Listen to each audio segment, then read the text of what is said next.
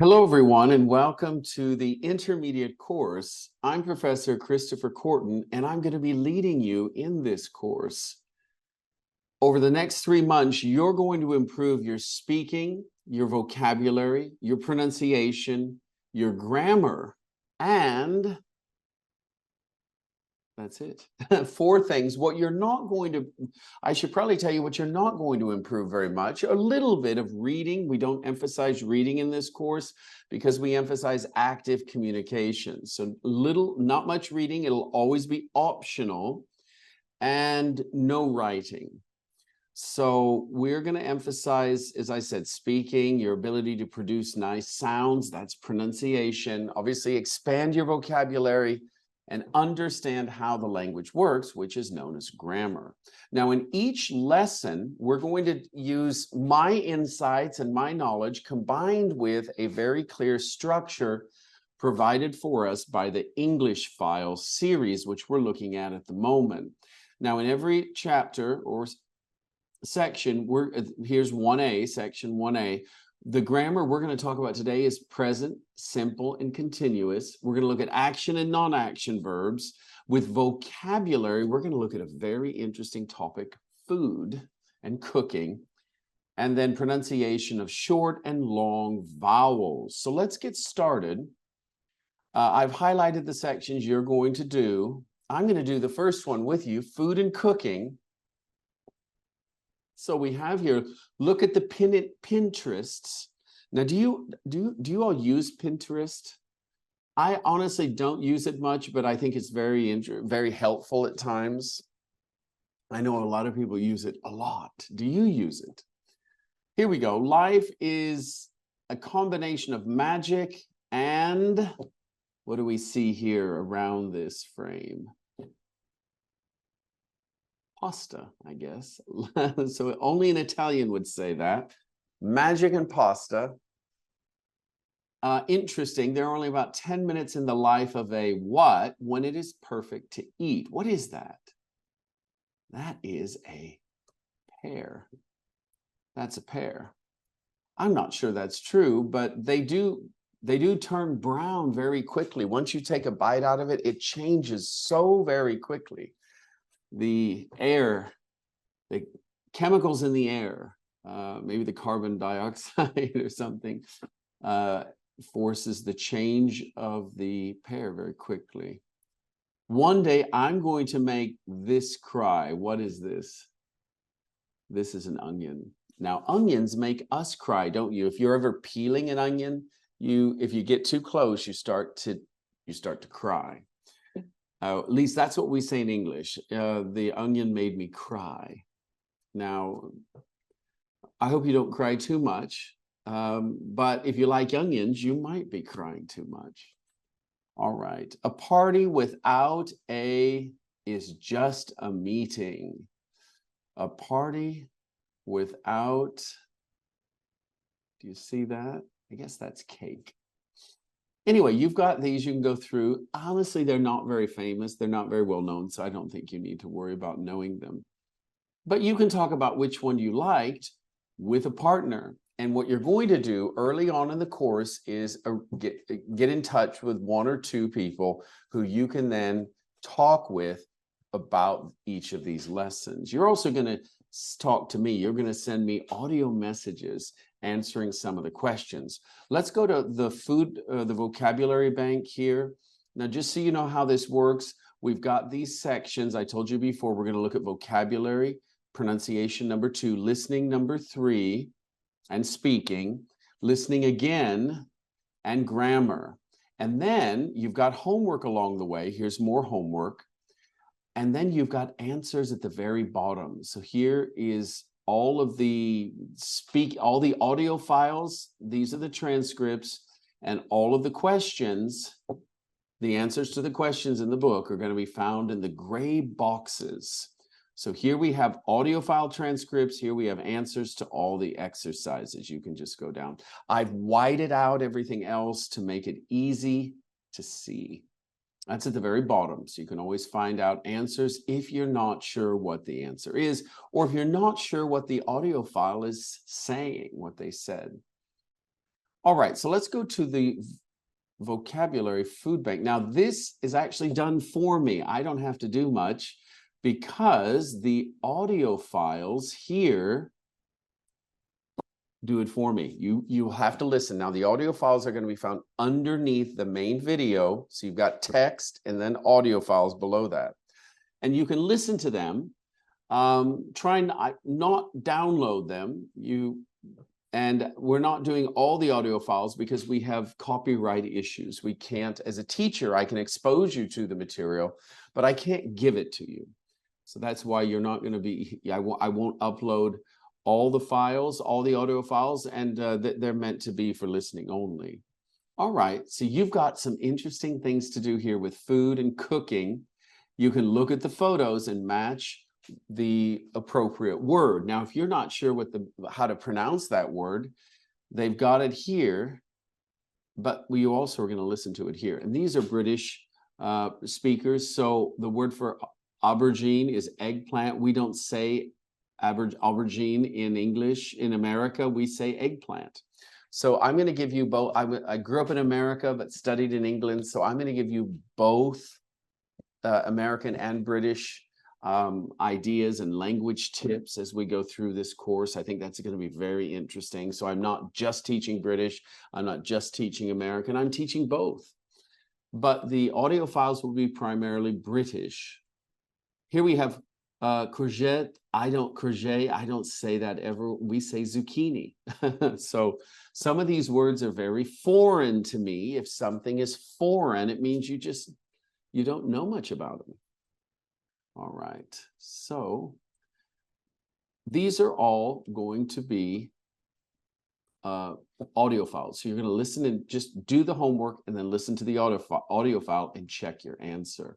If you don't know what they're saying, then go ahead and go to the very bottom and you can check the answers below. All right, that is the first assignment, vocabulary and a bit of listening. And I'm going to move on to pronunciation. And again, we have an audio file, but I have taken the time to write these words out because they're not very clear. These pictures I don't find at all clear. It's one of the criticisms I have of the book. I love the book, but I don't like their photos. They need a new graphic designer. So if you're good at graphic design or drawing, we can contact Oxford and tell them to hire you. These aren't very well done, very hard to see. Some of them are easy, clear. This is a horse, but it also could be a mouth. Horse, mouth, I'm not actually sure. Fish, I'm pretty sure of. Clock, cow, car. So what I find this exercise difficult. You're going to match the sounds here with the sounds above. Honestly, I would listen to the audio file a few times. That's probably going to help you. And then we're going to go down to listening. Listening and speaking. Now, here we have an opportunity to converse with a speaking partner. It's also an opportunity to talk to me. So what I'd like you to do is maybe in an audio file, give me 1 or 2 minutes, send me to my Instagram an audio message about your favorite food. What's your favorite food and why? Or maybe cooking. Or what do you eat to cheer yourself up, to make you feel better? Maybe you want to talk about that. What are you allergic to or intolerant to? I can't consume soy. Anything soy, I have an acute, that means a very strong, acute, A-C-U-T-E, an acute allergy to soy. So maybe you want to talk about that. Maybe you want to talk about number 5. When you're away, what food do you miss from home? Or you can answer a few of those. Answer those. Send me an audio message. I'm going to listen to it, and I will help correct your speaking and your pronunciation. As I mentioned, this course emphasizes speaking. So you're going to be talking to me. You're going to be talking to finding a speaking partner and using the language every week. We're also going live. We're going to go live on Sundays, and you're going to talk to me. So we're going to have a lot of opportunities to speak. All right. Now, the listening is an opportunity to listen. So you're going to be listening here. Reading, we're not going to do. We're not going to emphasize it, but I'm going to make an exception for pronunciation. You're going to listen to me. I'm going to read this because I find this article so very interesting. It's called Eat and Drink, but at the Right Time. So when is it best to have breakfast, best to have coffee, best to exercise? Let's talk about it now. I'm going to read this. I want you to listen for pronunciation. If you hear me say a word or a phrase or a sentence that you don't normally say that way, pause the recording, play it again, and then you repeat it after me to try to improve your pronunciation. So let's get started. Here we go. Have a breakfast at 8 a.m. We can also say at 8 o'clock or at 8. We obviously know it's in the morning because we're speaking about breakfast. We don't have to say 8 a.m. We can just say have breakfast at 8. In a recent study, researchers found having breakfast at this time is good for our blood sugar levels. So the food you eat now will give you energy, the energy you need. It's also important not to skip breakfast. Skip means to miss it. Another research team from Sweden suggested that people who ate at a regular breakfast as teenagers were 32% less likely to be at risk of heart disease as adults. It's very interesting. All right. Don't drink coffee in the morning. How many of us do that? I do. I drink coffee in the morning. But this article says have one at 3 in the afternoon. Most coffee drinkers make a cup as soon as they wake up. However, researchers have suggested that early morning is the worst time to drink coffee. Now they tell me. Because it stops the body from producing the stress hormone cortisol,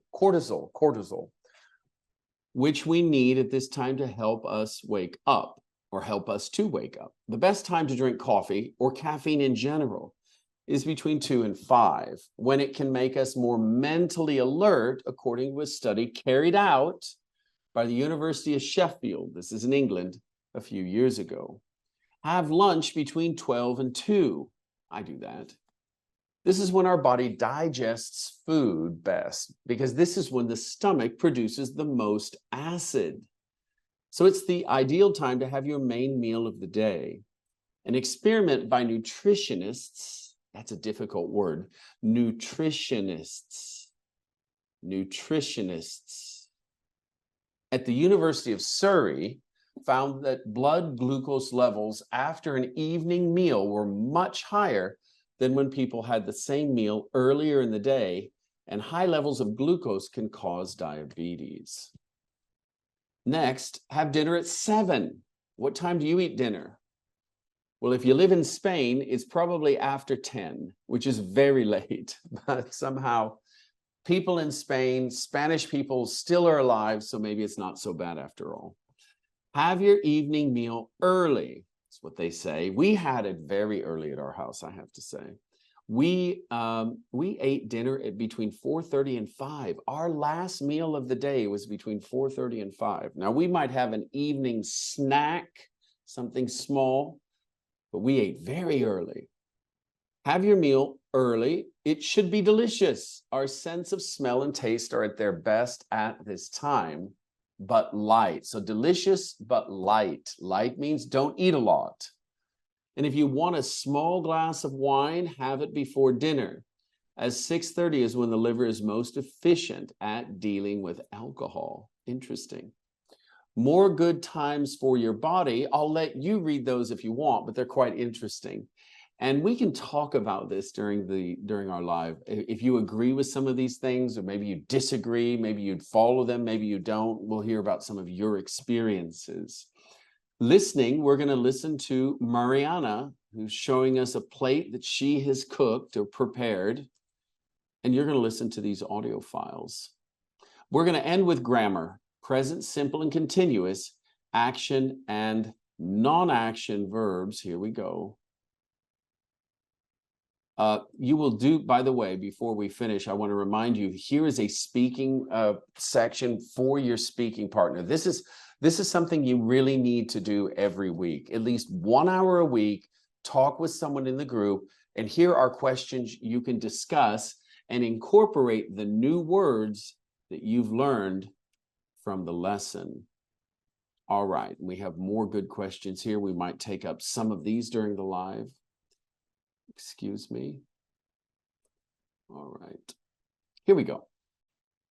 Present simple and continuous. Now, we all know how to use present simple and continuous, but we're going to just review a few of the rules in case you might have forgotten. So present simple and continuous. Here, number one, these are examples. I'm going to read them, not the audio file. And below are the rules. So 1 and the 2 points here all belong to these examples. Number 2, we have the rules here that are expressed. So we talk about present simple when it's always true or happens regularly. All right. I live in London. She works in a restaurant. We don't eat meat. That's true and regular. Jack doesn't wear glasses. Where do you live? Does the supermarket open on Wednesdays? Now keep in mind the word order for some of these questions. We have either auxiliary subject infinitive or question word auxiliary subject. So where do you live is one thing.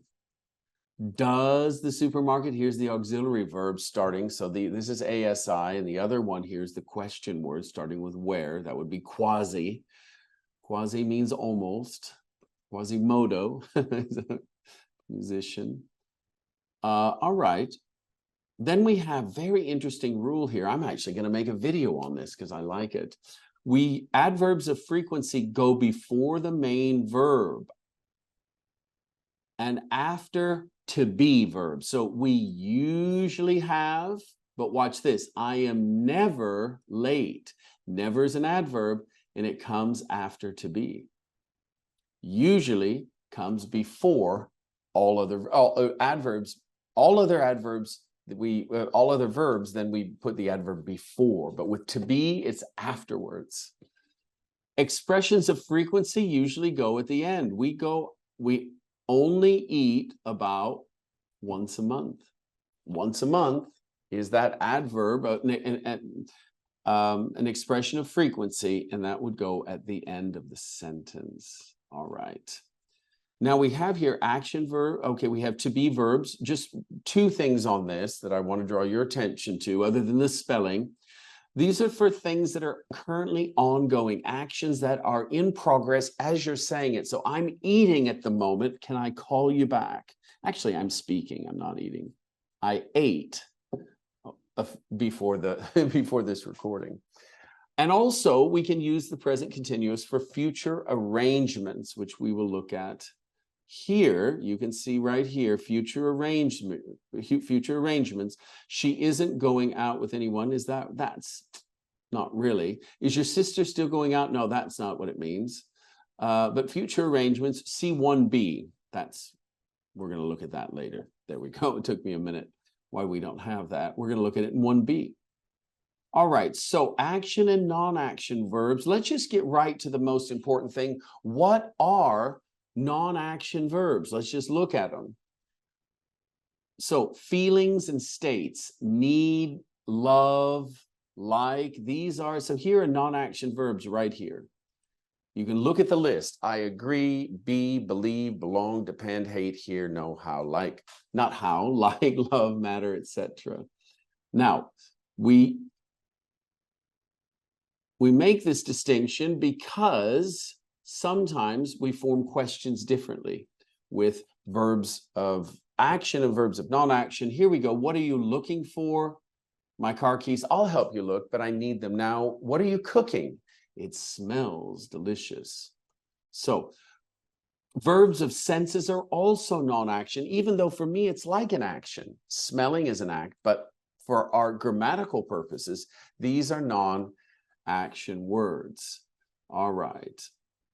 And these will be important to know these distinctions when we deal with modal verbs and auxiliary verbs and these action and non-action verbs. So a few words are both, and this is important to know, generally in a formal and informal capacity.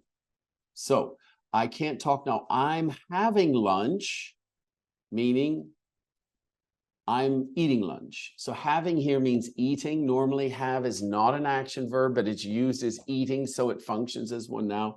We can't use non-action verbs in the continuous form, but when they function as an action verb, we can. So we talk about action and non-action verbs as well, because we can't use non-action verbs in the continuous. If you see here, these are for actions in progress, not non-action. I'm loving you. We would never say I'm loving you.